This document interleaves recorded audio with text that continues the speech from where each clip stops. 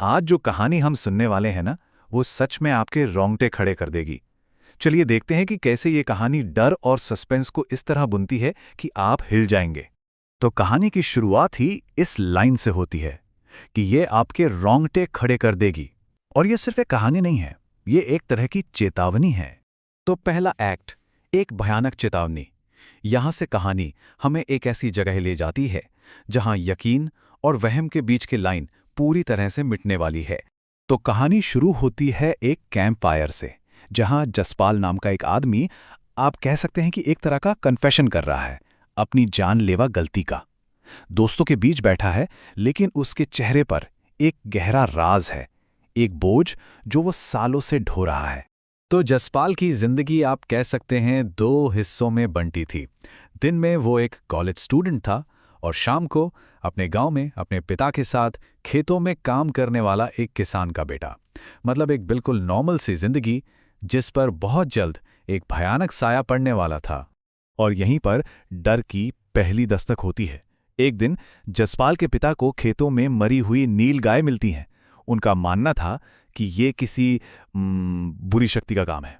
अब जसपाल तो हंस पड़ा, उसे ये सब अंधविश्वास लगा, लेकिन उसके पिता का डर वो बिल्कुल असली था। और फिर उसके पिता उसे सीधी सीधी चेतावनी देते हैं, रात को खेतों में जाने की सोचना भी मत।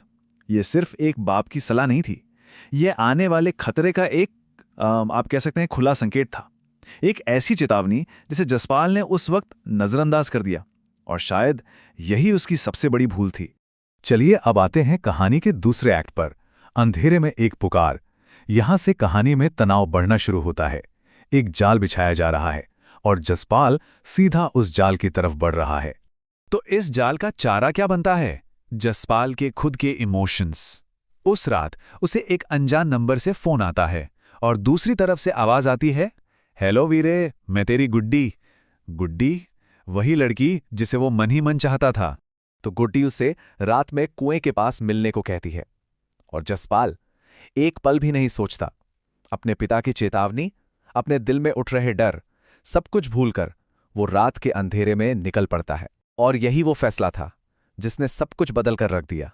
और अब माहौल को महसूस कीजिए, चारों तरफ एकदम मौत जैसा सन्नाटा। रात का अंधेरा इतना घना कि हाथ को हाथ सुझाई न दे, बस खामोशी। दूर तक फैले खेत हवा में लहरा रहे थे। वहीं खेत जो दिन में खूबसूरत लगते हैं ना, अब रात के अंधेरे में डरावने सायों की तरह लग रहे थे।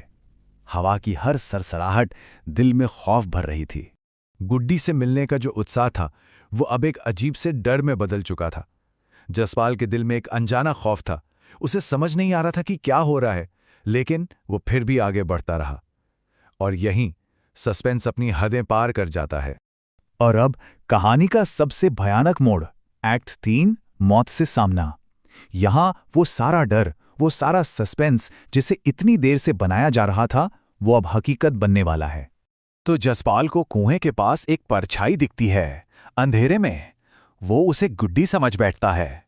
वो परछाई बड़े अजीब तरीके से खेतों के अंदर चली जाती है और जसपाल बिना एक पल सोचे उसके पीछे चल देता है, सीधा मौत के जाल में। और फिर वो भयानक मंजर सामने आता है। वो परछाई अचानक रुक जाती है। जसपाल जब जमीन की तरफ देखता है तो उसके उसके तो होश ही उड़ जाते हैं। वहां खून से लथपथ दो इंसानी शरीर पड़े थे। वो हिम्मत करके जब ऊपर देखता है तो वो गुड्डी नहीं थी, वो कुछ और ही था। एक बिल्कुल सफेद चेहरा, आंखें थीं पर उन पर भौएं नहीं थीं, और मुंह की जगह सिर्फ एक खौफनाक गहरा छेद। सोचकर ही डर लगता है ना। जसपाल अपनी जान बचाने के लिए भागता है, लेकिन वो चीज उसका पैर पकड़ लेती है और वो उसकी उंगलियों को बेरहमी से खाने लगती है। सोचिए उस वक्त जसपाल पर क्या बीती होगी। हमला इतना अचानक और इतना क्रूर था। अब आते हैं कहानी के आखिरी हिस्से पर, एक्ट 4, एक मजाक की भयानक कीमत। यहां इस भयानक रात का जो सच सामने आता है ना, वो शायद उस हमले से भी ज्यादा डरावना है। अगली सुबह गांव वालों को खेतों से 2 लाशें मिलती हैं, और वो लाशें थीं जसपाल के ही दोस्तों सुखी और बंटी की।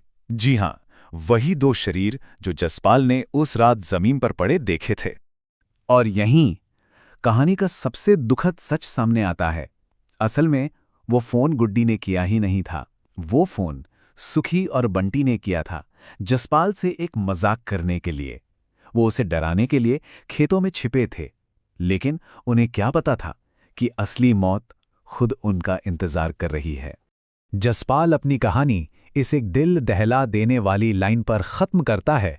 उस मजाक ने उनकी जान ले ली और मेरी उंगलियां। एक मजाक जिसने उसके दोस्तों को मार डाला और उसे जिंदगी भर का एक ऐसा जख्म दे दिया जो कभी नहीं भर सकता। तो आखिर में ये कहानी हमें एक बहुत गहरे सवाल के साथ छोड़ जाती है कि कैसे एक छोटी सी गलती, एक छोटा सा मजाक या एक गलत फैसला किसी की पूरी जिंदगी को तबाह कर सकता है। ये सिर्फ एक डरावनी कहानी नहीं है, ये एक सबक है जो शायद हम सबको हमेशा याद रखना चाहिए।